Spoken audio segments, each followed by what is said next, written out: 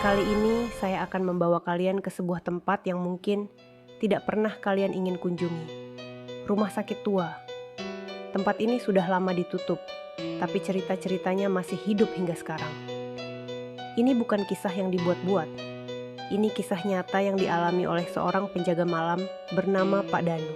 Rumah sakit ini bukan rumah sakit biasa.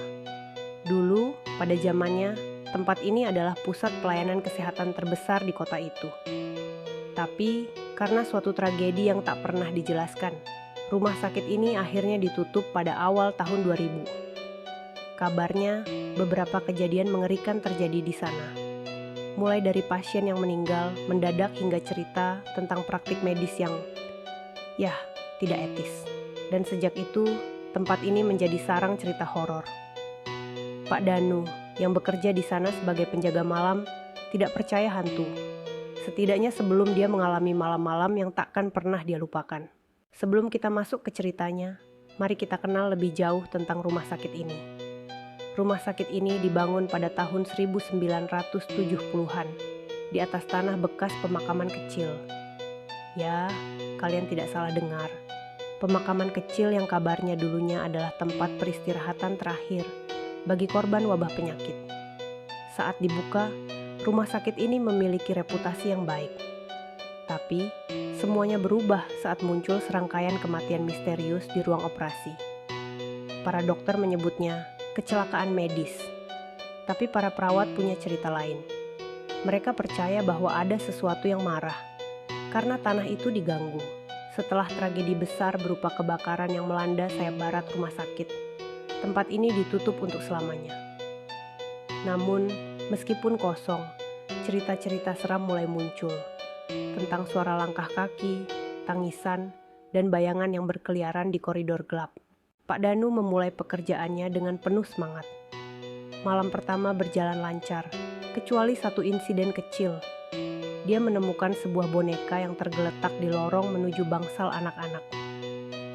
Boneka itu tampak sudah tua dan kotor, dengan satu matanya hilang.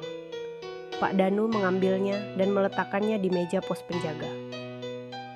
"Siapa yang tinggalin ini ya?" gumamnya.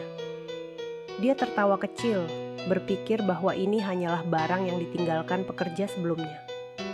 Tapi, di tengah malam, boneka itu tiba-tiba jatuh ke lantai tanpa alasan. Pak Danu menoleh, tapi tidak ada siapapun. "Ah, angin," pikirnya sambil meletakkan boneka itu kembali. Namun, beberapa menit kemudian, dia mendengar sesuatu yang membuat bulu kuduknya berdiri. Suara anak kecil tertawa dari arah lorong. Dia menyalakan senternya dan berjalan ke arah suara itu. Tapi, seperti yang bisa kalian tebak, tidak ada siapa-siapa di sana. Malam kedua jauh lebih mencekam. Pak Danu mulai merasa bahwa ada sesuatu yang tidak beres. Lorong ICU selalu terasa aneh baginya. Udara di sana lebih dingin daripada bagian lain rumah sakit. Dan bau antiseptik yang menusuk selalu tercium, meskipun tempat itu sudah lama ditutup. Sekitar pukul 11 malam, dia mendengar suara langkah kaki di ujung lorong. Pasti maling, pikirnya. Tapi anehnya, suara itu tidak mendekat maupun menjauh. Dia menyalakan senter dan berjalan perlahan ke ujung lorong. "Siapa di sana?" tanyanya. Suaranya tegas meskipun hatinya mulai berdebar. Tidak ada jawaban, hanya keheningan. Tapi tiba-tiba, suara langkah kaki berhenti, digantikan oleh suara napas berat, tepat di belakangnya. Pada malam ketiga, pengalaman Pak Danu semakin menakutkan. Saat berkeliling, dia mendengar suara tangisan perempuan dari ruang operasi. Awalnya dia berpikir, mungkin cuma suara hewan atau angin. Tapi suara itu semakin jelas, terdengar seperti seseorang yang benar-benar kesakitan. Dia memberanikan diri untuk membuka pintu ruang operasi. Begitu pintu terbuka, udara dingin menyergapnya. Ruangan itu gelap, hanya diterangi oleh cahaya bulan yang masuk melalui jendela kecil. Dan di sudut ruangan, dia melihat seorang perempuan duduk membelakangi, dengan rambut panjang menutupi wajahnya. "Mbak, mau saya bantu?" tanyanya pelan. Perempuan itu tidak menjawab. hanya terdiam. Tapi tiba-tiba dia berdiri dan berbalik. Wajahnya benar-benar kosong. Tidak ada mata, tidak ada mulut, hanya kulit pucat yang menutupi semuanya. Pak Danu lari sekencang-kencangnya, meninggalkan ruang operasi tanpa berani menoleh ke belakang. Setelah beberapa malam penuh teror, Pak Danu mencoba mencari bantuan dari teman kerjanya, Pak Anton, yang sesekali bertugas pagi di sana. Tapi Pak Anton malah menggodanya. "Ah, kamu ini kurang tidur kali Pak Danu," katanya sambil tertawa. Namun, pada malam keempat, Pak Anton memutuskan untuk menemani Pak Danu. Malam itu, mereka mendengar suara langkah kaki di atap. Ketika mereka naik untuk memeriksa, tidak ada siapa-siapa. Tapi, tiba-tiba, suara itu pindah ke lantai bawah. "Ini gimana ceritanya ya? Kita di atas, tapi suara pindah ke bawah," kata Pak Anton, wajahnya mulai pucat. Malam itu menjadi pengalaman pertama dan terakhir Pak Anton menemani Pak Danu. Dia mengaku tidak akan pernah datang lagi ke tempat itu. Malam kelima setelah sejak ditemani Pak Anton, Pak Danu memutuskan untuk menyelidiki lebih jauh tentang boneka yang sering berpindah tempat itu. Ada sesuatu yang aneh. Boneka ini tidak pernah benar-benar menghilang, tetapi selalu berada di tempat-tempat yang membuatnya merinding. Dia memeriksa ruang penyimpanan barang-barang lama, sebuah ruangan kecil di dekat lorong ICU yang penuh debu dan perabotan rusak. Di antara tumpukan file medis lama, Pak Danu menemukan sebuah map berwarna coklat yang sudah rapuh. Ternyata itu berisi catatan pasien bernama Rini, seorang gadis kecil yang dirawat di rumah sakit tersebut sebelum kebakaran besar terjadi. Rini adalah seorang pasien kanker stadium akhir. Boneka itu yang sering muncul di tempat-tempat aneh adalah miliknya. Yang membuat bulu kuduk Pak Danu berdiri adalah catatan terakhir di dokumen itu. Tertulis, pasien ditemukan tewas di ruang operasi setelah kebakaran terjadi. Boneka ini adalah barang terakhir yang dia pegang. Pak Danu menelan ludah. Ia mencoba meyakinkan dirinya bahwa ini hanya kebetulan.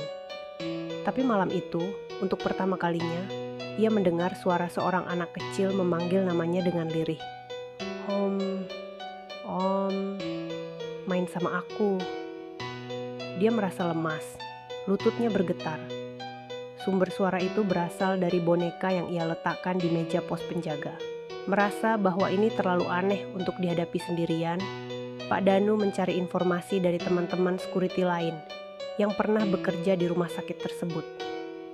Salah satunya adalah Pak Slamet, seorang pria paruh baya yang sudah pensiun. Pak Slamet awalnya enggan bercerita, tapi setelah didesak, ia mulai membuka mulut. "Dulu, saya juga ngalamin yang aneh-aneh di sana, Pak," ujar Pak Slamet sambil menyesap kopinya.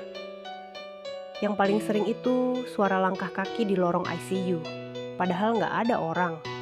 Kadang ada suara-suara pintu ditutup sendiri, kayak ada yang marah." Pak Danu mengangguk.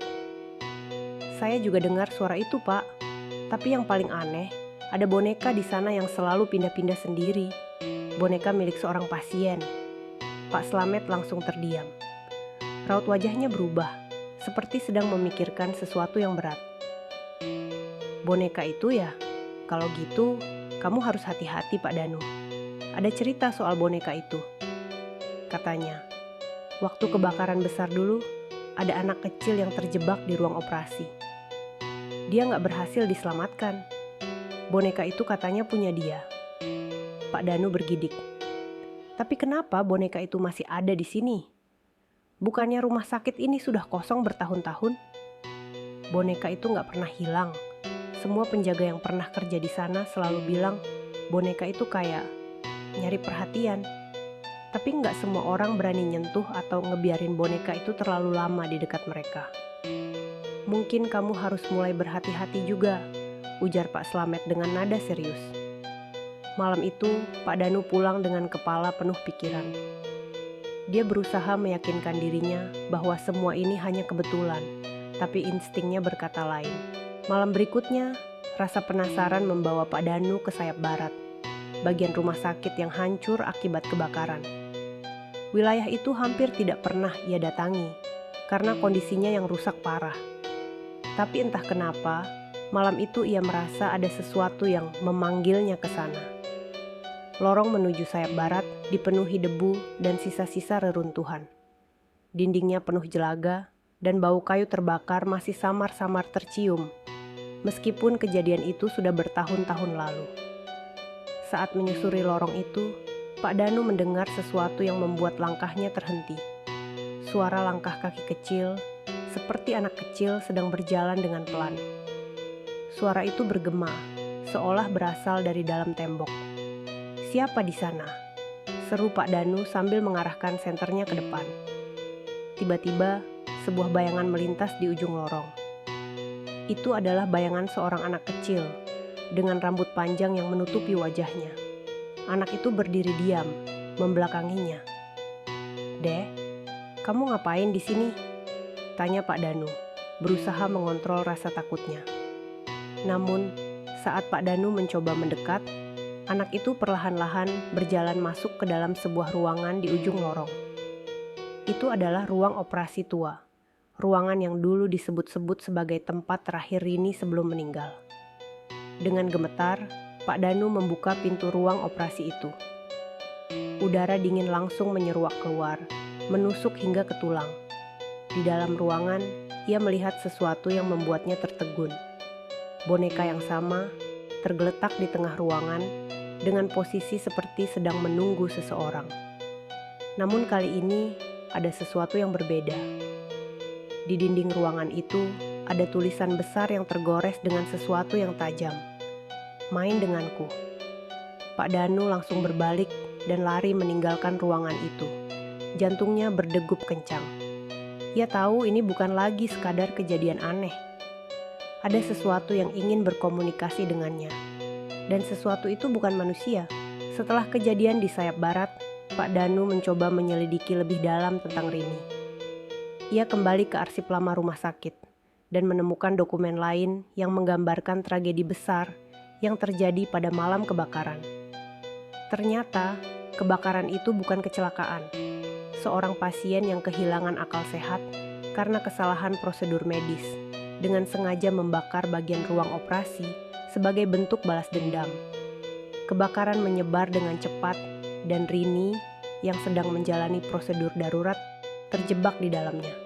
Namun, hal yang lebih mengejutkan adalah laporan dari perawat yang selamat.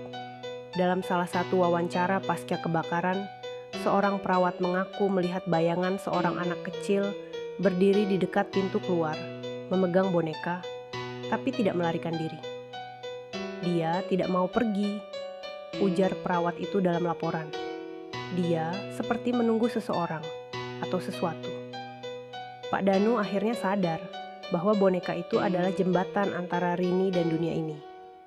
Rini belum pergi karena ia masih mencari seseorang yang mau bermain dengannya, atau mungkin hanya sekadar menemani rasa sepinya.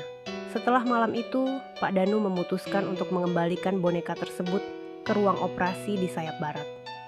Ia percaya bahwa itu adalah tempat terakhir di mana Rini merasa ada. Malam terakhirnya di rumah sakit itu dihabiskan dengan memasuki kembali ruang operasi yang dingin dan gelap. Ia meletakkan boneka itu di tengah ruangan dan berkata, pelan, "Maafkan saya kalau sudah mengganggu. Semoga kamu bisa tenang sekarang."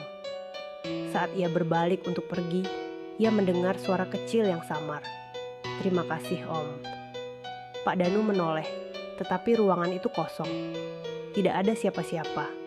Namun, untuk pertama kalinya, ia merasa bahwa suasana di ruang operasi itu tidak lagi mencekam, melainkan damai. Ia mengundurkan diri dari pekerjaannya keesokan harinya, meninggalkan rumah sakit itu dengan rasa lega. Rumah sakit tua itu tetap berdiri hingga kini, menjadi saksi dari tragedi, misteri, dan cerita yang akan terus hidup di dalamnya. Setelah mengembalikan boneka ke ruang operasi, Pak Danu merasa bahwa segala sesuatu telah selesai. Ia mendengar ucapan, "Terima kasih, Om," yang membuatnya merasa lega. Namun, kisah ini belum sepenuhnya berakhir.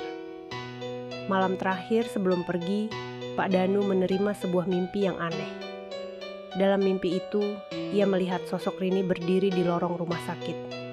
Tetapi kali ini, wajah anak itu terlihat jelas. Ia tersenyum. Di sebelahnya, ada seorang perawat berpakaian serba putih yang juga tersenyum. Perawat itu sepertinya mengenal Pak Danu, tetapi Danu tidak dapat mengingat siapa dia. Ketika Danu mencoba mendekati mereka, perawat itu berkata, "Terima kasih karena sudah membantu kami, tapi masih ada yang belum selesai." Danu terbangun dengan keringat dingin. Ia mencoba menepis mimpi itu sebagai hal biasa.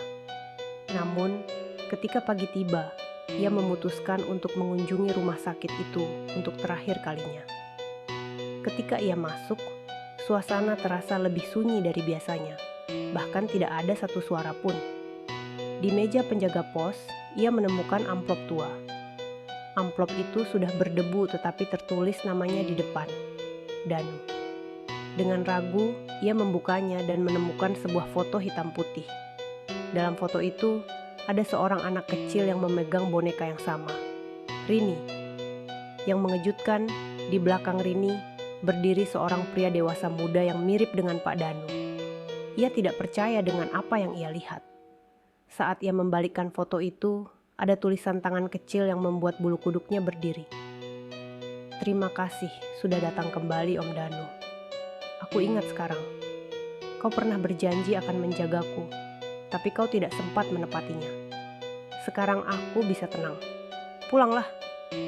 Danu tertegun. Ia sadar bahwa selama ini ada ikatan masa lalu yang membuatnya kembali ke rumah sakit itu. Tanpa sadar, ia telah menepati janji lamanya untuk menjaga Rini, meski bertahun-tahun telah berlalu. Saat ia meninggalkan rumah sakit untuk terakhir kalinya, ia melihat ke kaca spion. Di ujung lorong, ia bisa melihat sosok Rini melambaikan tangan bersama perawat yang tadi ada di mimpinya. Perlahan, mereka menghilang ke dalam bayangan, dan itulah kisah Pak Danu dan rumah sakit tua yang penuh misteri ini. Sebuah cerita yang mengajarkan kita bahwa ada hal-hal di dunia ini yang tidak selalu bisa dijelaskan dengan logika. Kadang, masa lalu yang terlupakan tetap memiliki cara untuk kembali, membawa pesan yang belum tersampaikan. Bagaimana menurut kalian? Apakah kalian percaya dengan kejadian supranatural seperti ini? Atau mungkin kalian punya pengalaman serupa yang tak kalah menyeramkan? Jangan ragu untuk berbagi cerita kalian di kolom komentar. Saya selalu senang membaca kisah-kisah dari kalian, dan siapa tahu, mungkin cerita kalian bisa menjadi bahan untuk video berikutnya. Terima kasih sudah menonton hingga akhir. Jangan lupa untuk like, subscribe, dan tekan tombol lonceng agar kalian tidak ketinggalan cerita-cerita menarik lainnya. Sampai jumpa di video berikutnya, dan tetap hati-hati, karena siapa tahu kalian sedang diawasi.